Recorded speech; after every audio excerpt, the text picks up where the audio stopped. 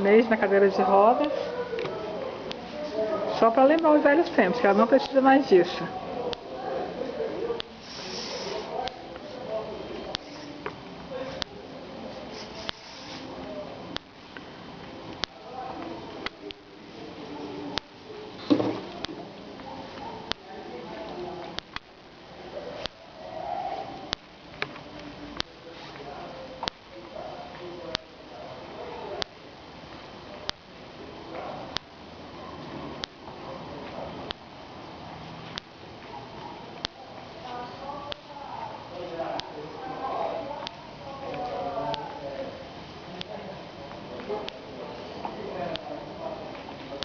Aí para aqui, pode levantar, você me ajuda, levantar.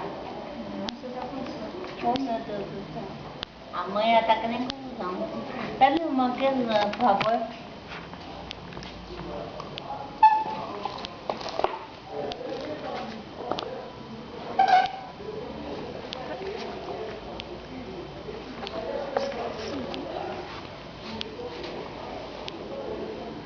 Agora eu vou pegar a bengala. Pode tirar a cadeira? Pode. Só isso, né?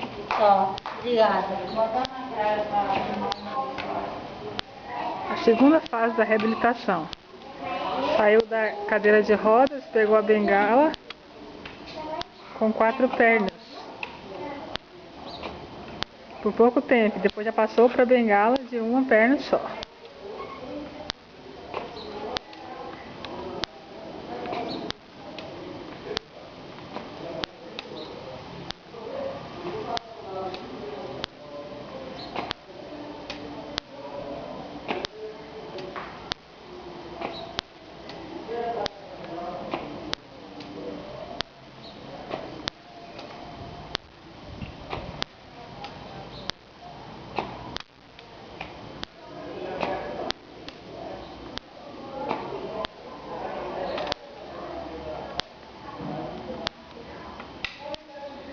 Pouco tempo depois ela largou a bengala de uma perna só e agora já anda sozinha, sem segurar na mão de ninguém.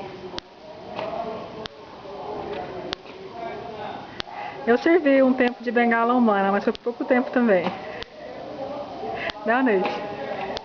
Por enquanto eu ando feio ainda, mas com o tempo eu vou melhorando mais. Tchau.